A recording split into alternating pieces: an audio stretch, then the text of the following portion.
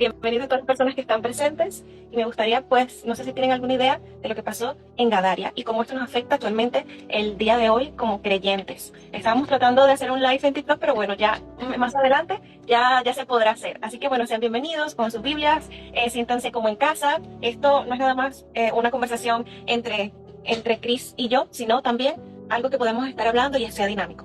Entonces, Chris, si quisieras comenzar a leer Lucas 8, ¿ok? Todo el mundo, Lucas 8, versículo 22. Yo voy a estar leyendo en Nueva Versión Internacional. Hola, Marjorie, bendiciones. Hola, bendiciones. Vale. Repito, vamos a leer en Lucas 8, el versículo 22. Vale, estoy leyendo en Nueva Versión Internacional. Ok. Y la palabra del Señor dice así. Un día subió Jesús con sus discípulos a una barca. Crucemos al otro lado del lago, les dijo. Así que partieron, y mientras navegaban, él se durmió. Entonces se desató una tormenta sobre el lago, de modo que la barca comenzó a inundarse y corría gran peligro. Los discípulos fueron a despertarlo. Maestro, maestro, nos vamos a ahogar, gritaron. Él se levantó y reprendió al viento y a las olas. La tormenta se apaciguó y todo quedó tranquilo. ¿Dónde está la fe de ustedes?, les dijo a sus discípulos. Con temor y asombro, ellos se decían unos a otros. ¿Quién es este que manda aún a los vientos y el agua y lo obedece? Bueno, hasta ahí, hasta el versículo 25. Ok, lo podemos haber leído como una historia, una mitología, una leyenda, pero en realidad esto aconteció. Y lo que vamos a descubrir el día de hoy será una verdad del reino celestial para todos aquellos que cumplen el propósito divino. ¿Por qué digo esto específicamente? Porque si está escrito en la Biblia es porque tiene un significado, tiene un propósito y tiene una razón. Cuando Cristo estaba leyendo el versículo 22, ¿qué acontece? Dice que aconteció en esos días que él se embarcó. Este verbo embarcarse da referencia única a Jesús por sobre de los discípulos. Y aquí se ve la diferencia clara en el orden de quién fue mencionado primero y quién fue mencionado después. Y dice, y en un bote y sus discípulos también estaban con él. Hasta aquí todo bien, ¿cierto? Cualquier cosa, déjame tus comentarios para ver qué tal, qué otra pregunta tienes, algún otro punto de vista de este versículo 22. Pero hasta ahí vemos que Jesús está sobre todo. Exacto. Yo lo que veo aquí es que, perdóname un segundito, es que lo dice como que él se embarcó, pero no dice que estaban en la misma barca. Dice que estaban juntos, pero no nombran la misma barca. Yo creo que ese es un detalle bastante importante. Eso está muy, muy interesante porque si lees las otras referencias que tiene Mateo, por ejemplo, eso es muy interesante, no lo había visto de ese punto de vista. Y bueno, luego dice esta frase, y les dijo, pasaremos al otro lado del lago, y se embarcaron, es decir, zarparon. Esa parte que dice, y pasaron al otro lado, está hablando, no sé si han visto ustedes el mapa de este sitio, ya después les voy a explicar un poco más, pero cuando en la Biblia habla del otro lado, siempre hace referencia a la oposición de Jesús, a la oposición del propósito divino, todo aquello que va en contra de la voluntad de Dios en la tierra. ¿Y quién es el que opone a Jesús, sino Satanás? ¿Quién es el que se opone al plan divino, sino los demonios? ¿Quién se opone a la liberación y la sanidad y la restauración, sino el mundo de las tinieblas? Entonces, aquí, cada vez que leamos al otro lado, no solamente se está refiriendo a un punto cardinal que nos lleva al sur, a la región de Gadaria, que ya está pasando esa zona de Galilea, sino que estamos hablando de todo aquello que opone a Jesús, ¿no? Así es. Porque en todo tiempo se dice que él está en la tierra prometida, porque se habla de Israel, Galilea, pero es que Gadaria no es la tierra prometida, es todo lo opuesto a la tierra prometida. Exactamente. Pero ahí está un poco la cuestión de por qué los invita a ir al otro lado. ¿Cuál es el motivo de invitarlos al otro lado?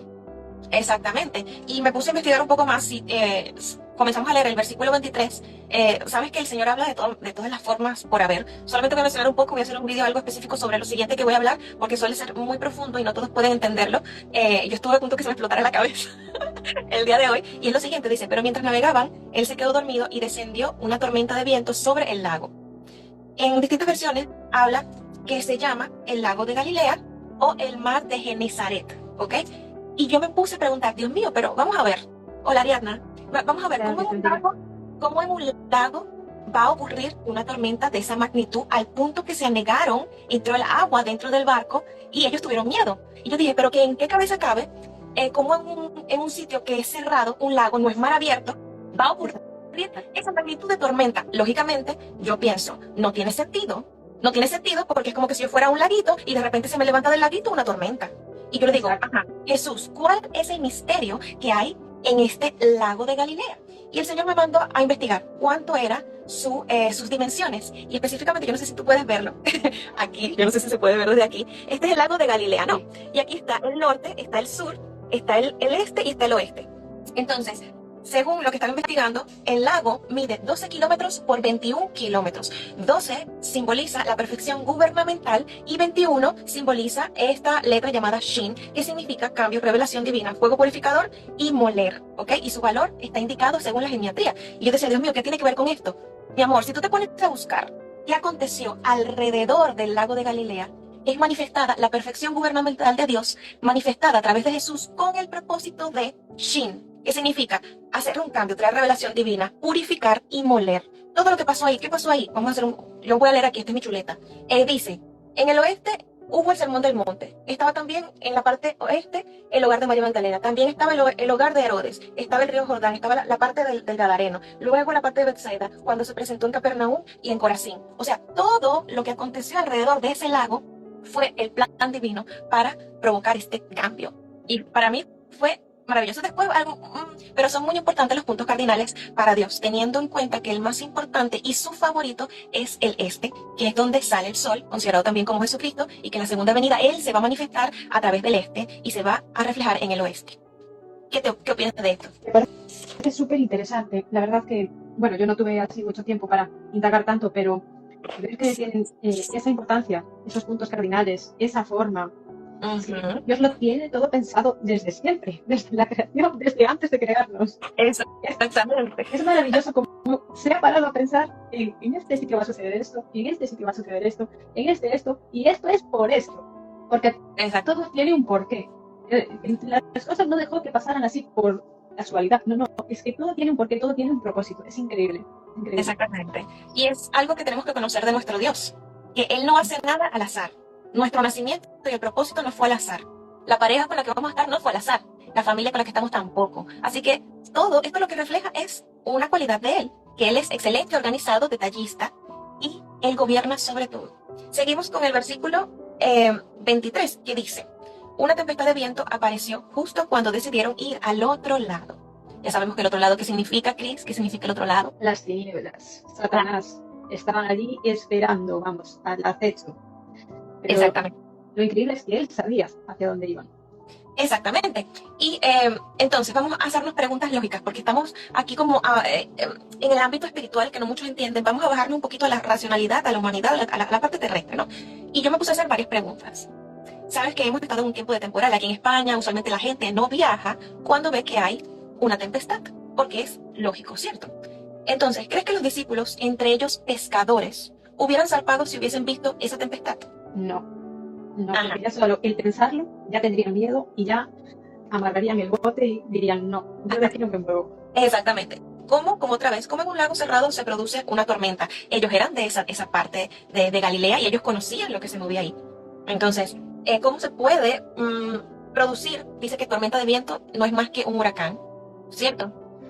Entonces estaba investigando que usualmente se producen ese cúmulo de vientos, especialmente desde el este, y puede llegar hasta 50 kilómetros por hora. ¿Tú crees que los discípulos no hubieran sabido eso? Yo creo que sí. Ellos sabían, eran de la zona, tendrían que conocer. Es como nosotros hoy en día miramos al cielo y vemos que hay nubes y ya decimos, uy, va a llover. Exactamente. Ese tiempo también verían. Exactamente. Es lógico, y muchísimo más antes del GPS, antes del internet, del clima. Ellos conocían el clima como la palma de su mano. Así que pues siempre, aquí vemos en este versículo que siempre que hay una misión divina va a haber una oposición demoníaca, ya sea a través del clima, ya sea mediante las personas, ya sea inclusive a través de todas esas cosas que pueden llegar a desmoronar nuestra fe, ¿no?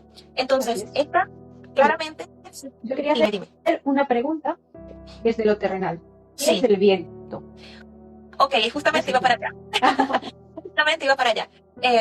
Sabemos, según Génesis, que el Señor creó la tierra y que con su voz, el que hizo, además de hacer la luz, también el segundo día dividió las tinieblas y colocó en los 4 puntos cardinales lo que se llaman los ángeles que sostienen los 4 puntos cardinales. En algunas mitologías hablan de enanos, que son demonios, otras mitologías como las egipcias y las germánicas hablan de lo que sería esto de entes a los que ellos seguían y le ponían nombres. Sin embargo, ¿qué pasa? ¿Qué es el viento? El viento es una fuerza natural, es un medio que hoy utilizamos en la telecomunicación y claramente lo usamos porque estamos ahorita bajo el poder del Wi-Fi o del Wi-Fi. Entonces el viento es un método de comunicación. Pero también, ¿qué pasa? Los espíritus inmundos también tienen poder sobre ciertas áreas de la naturaleza. Y lo podemos ver claramente en Lucas 8, en estos versículos donde se levanta el viento. Porque no fue simplemente algo físico, sino también natural. Y es porque en el viento también se alojan legiones, huestes, principados, y se manifiesta como pasó aquí con Jesús. Y es justamente lo que iba a abrir. Entonces, la manifestación demoníaca estaba en los vientos y en el agua.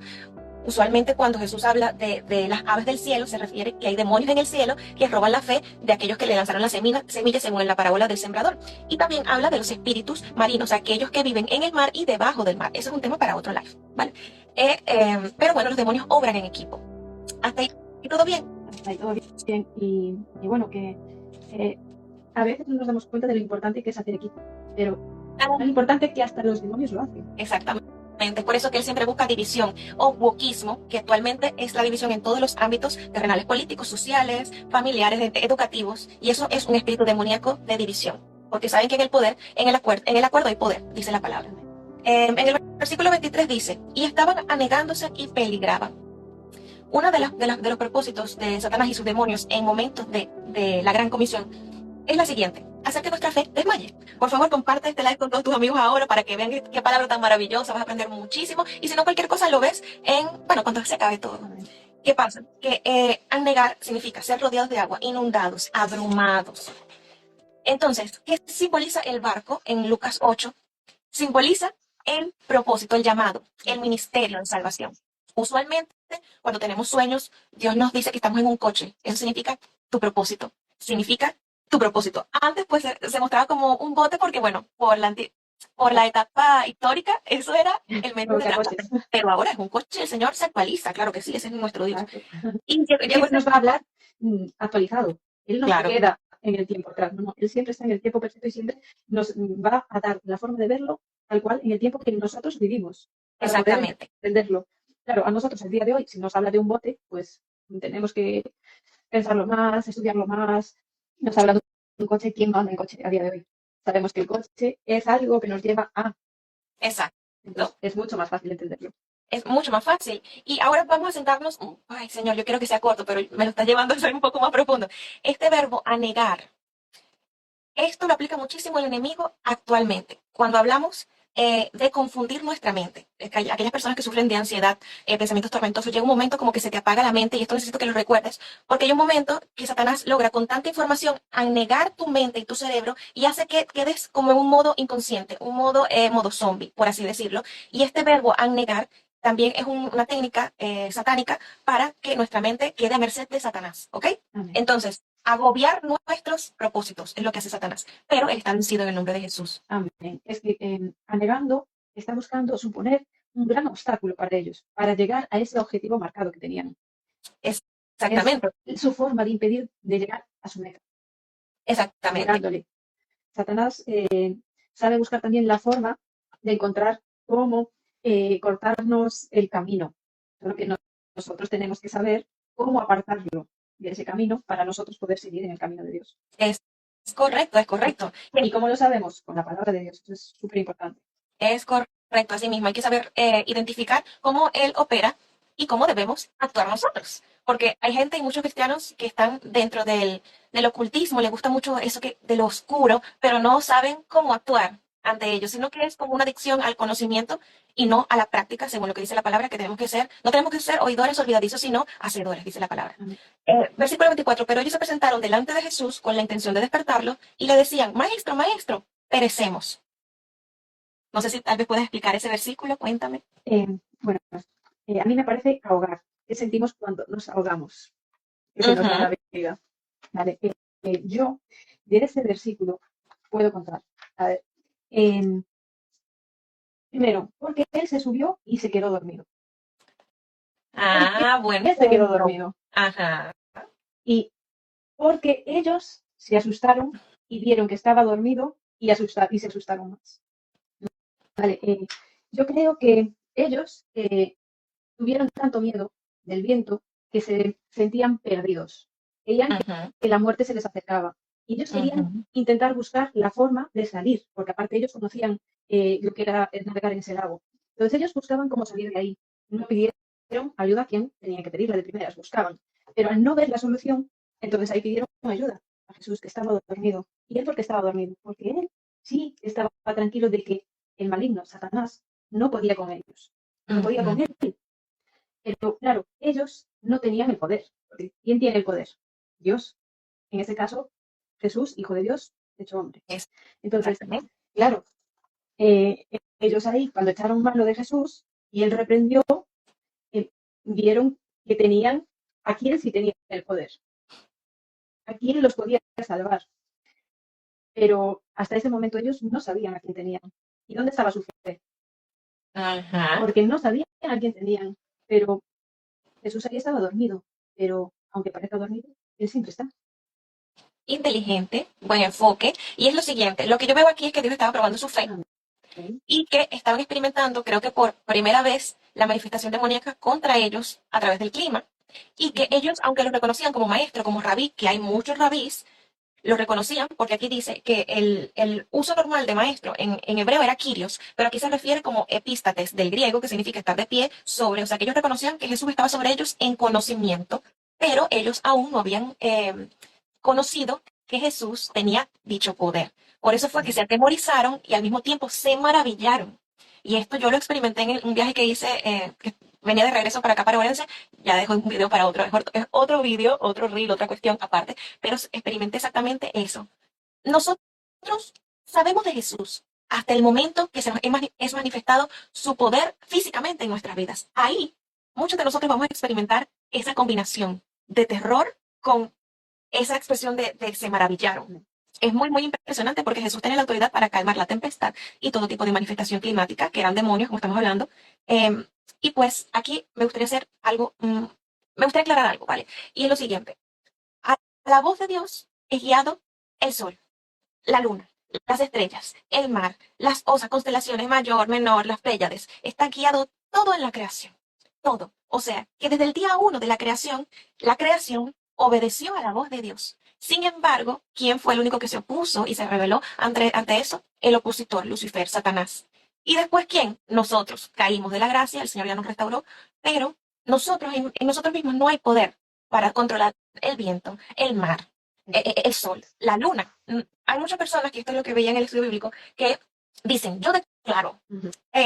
yo declaro que soy sana, yo declaro que el viento se cesa, yo declaro que el huracán para, yo declaro que las lluvias paran, yo declaro que el sol sale. Mi amor, eso Ujú. no es así. No es así, uno, porque tú no tienes poder en ti mismo, tú más bien te rebelaste contra Jesús y estás ahora en modo aprendiz y modo sumisión bajo la mano de Dios, y Él es el único que puede declarar. ¿Y qué significa declarar? Significa establecer, mandar una palabra para que haga algo. ¿Quién es el único que envía una palabra y hace algo? Jesucristo, Dios, y toda su palabra ninguna vuelve vacía, sino que hace conforme Él mandó a hacer. Ahora, ¿cuál es la diferencia entre eso y seguir la voz de Dios, que fue lo que hicieron los discípulos? Ellos fueron obedientes, pero su fe iba a claudicar. Amén. Ellos claudicaron. Vamos al siguiente. Dice, y cesó y sobrevino la calma. O sea que la creación escucha la voz de Dios y obedece. Versículo 25. Pero él les dijo, ¿dónde está su fe? Entonces yo coloqué algo aquí. No debemos intimidarnos por el enemigo. Si tenemos el permiso de Dios para hacer algo, llevar la salvación a algún lugar, ir y viajar y predicar, ir y rescatar a alguien, Dios nos va a dar la unción y el respaldo para eso. No podemos anegarnos y ser temerosos, por cuanto Él no nos ha dado un espíritu de temor, sino de poder, amor y de dominio propio. Y dice que Pero, pero es tener fe, pero fe verdadera. No vale decir, ay, yo tengo fe. ujú, La fe tiene que ser de verdad. Porque Jesús es Dios. Y eso es que Él es el Rey de Reyes, el Señor de Señores.